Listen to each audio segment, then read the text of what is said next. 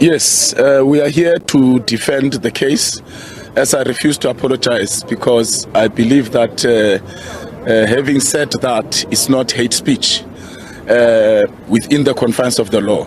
So we are here with my attorneys and the advocates are inside, and we are going to defend this matter. We believe that we are confident that we will get a positive result. And if not? If not, we will definitely appeal.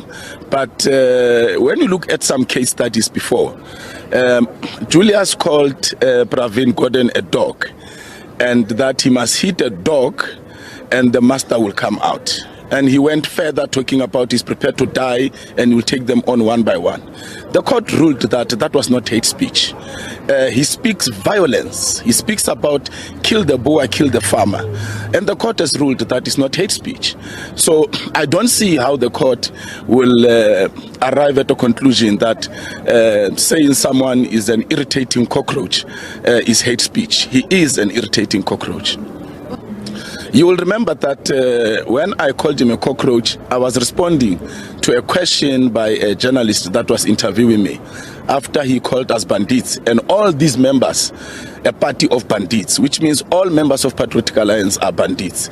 So I was responding to a question: why should I be bitter about a young man, a small boy who is emotionally fragile, who has low self-esteem? There's nothing to be jealous about or bitter about. I left the EFF for reasons that are known to me and him and Floyd, and I started a party.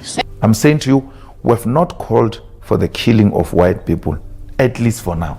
I can't guarantee the future. Shoot to kill the mother, kill the Boer, the farmer, kill the Boer, the farmer.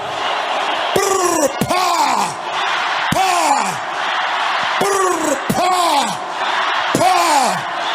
Attention! Picture this, a country where a political firebrand can chant "Kill the Boer, kill the farmer" to packed stadiums, get away with it in court, and then turn around and cry foul when someone calls him a cockroach. Yes, I'm talking about Julius Malema, the economic freedom fighters' fearless leader, and the jaw-dropping double standards that have South Africans fuming. This isn't just a story about one man's antics, it's a blazing neon sign pointing to the rot in our legal system, the ANC's catastrophic failures, and a society teetering on the edge of chaos. So, settle in, and let's unpack this scandal with all the facts and a bit of righteous anger. Let's start with a chant that's got everyone's blood boiling: kill the Boer, kill the farmer. For those who've been living under a rock, this is the song Dubula Ebhunu, which translates to shoot the Boer in Zulu. But when Malema belts it out to thousands of cheering supporters, it's not exactly a history lesson. This is a man who knows how to stir the pot, and he's been doing it for years. First as the ANC Youth League's loudmouth, now as the EFF's commander-in-chief. The chant's got a nasty edge, especially when you consider South Africa's grim reality, farm attacks and murders that leave families shattered and communities terrified. In 2021 alone, the Transvaal Agricultural Union reported 552 farm attacks and 57 farm murders. That's 57 lives snuffed out, often brutally, and AfriForum, a civil rights group fighting for Afrikaner interests, says Malema's rhetoric is like pouring petrol on a fire. But here's the kicker. The courts don't agree. Can you believe that? Back in 2011, Judge Colin Lamont in the Johannesburg High Court, sitting as an equality court, ruled that Malema's singing of "Kill the Boer" was hate speech. He said it could incite violence in a country where farmers, mostly white Afrikaners, are already targets. Malema was told to zip it, but did he?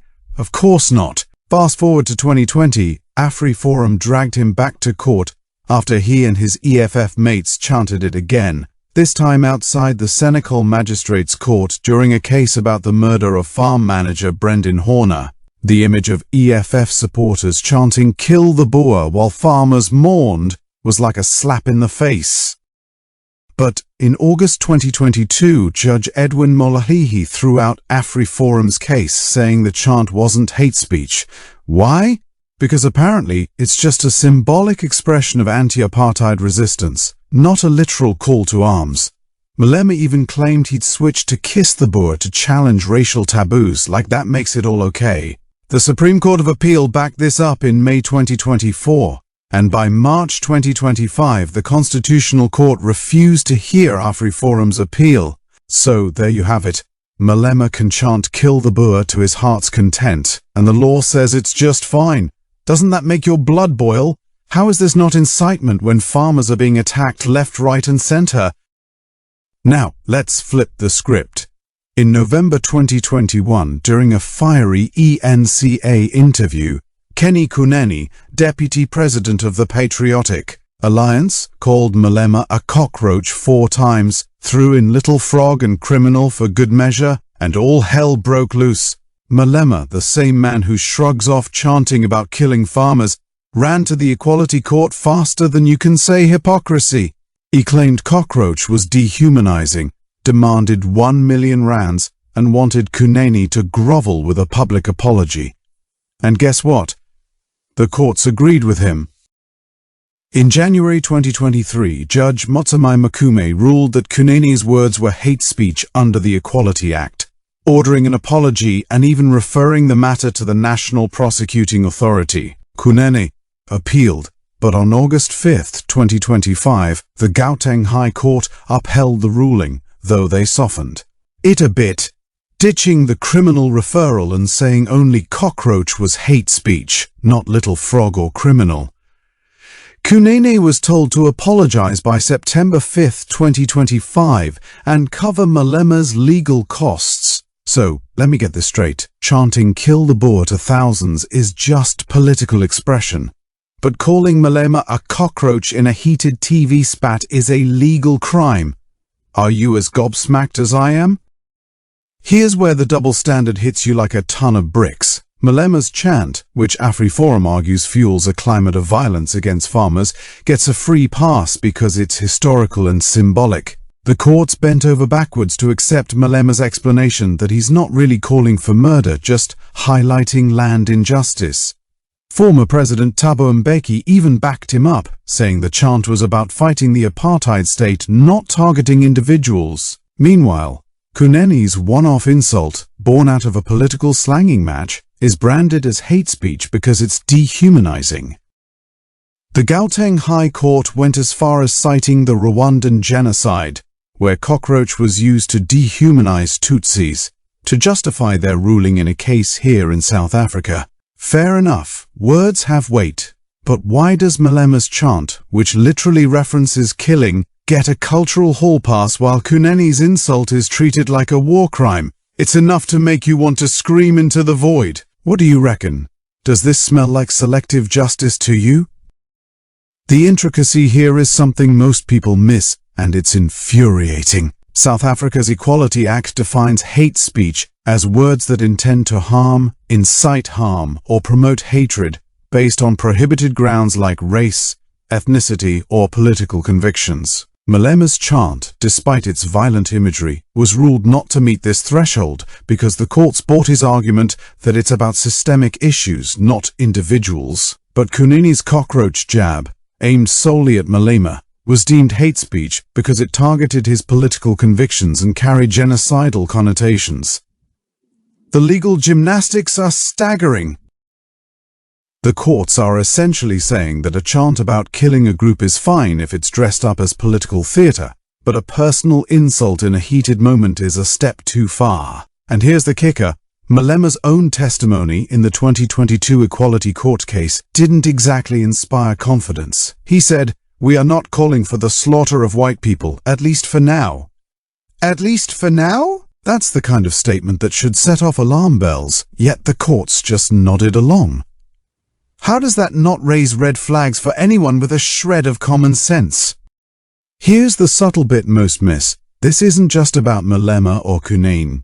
It's about a legal system that bends to political pressure and a society where words are weaponized to divide. Malema's chant, rooted in the anti-apartheid struggle, carries weight for those who see it as a call for justice. But for farmers living behind security gates, it's a threat, plain and simple. Kunene's cockroach jab, while crude, was a personal dig, not a call to arms. Yet the courts treat them differently, and that inconsistency fuels resentment. The Equality Act's supposed to protect everyone, but when it's applied so unevenly, it feels like a tool for settling scores. And who pays the price? Ordinary South Africans, black and white, who just want a government that works and a country where they're not afraid to sleep at night. Sound familiar to anyone out there? Before I wrap up, let's keep this conversation going. If you're still here, you're clearly as passionate about this as I am, so hit that like button. It costs nothing and tells me you're with me. Subscribe to the channel for more no-nonsense takes on South Africa's chaos, and share this video with your mates. Let's get people talking. If you're feeling extra generous, join the channel membership or drop a super thanks donation to keep this content coming. Even letting the ads play for 30 seconds helps. Every bit counts. We're not just ranting here, we're exposing the truth, and it starts with us. So go on, do it now. Subscribe, like, share, comment. Let's hold the powerful to account and demand a South Africa that works for everyone. Who's with me?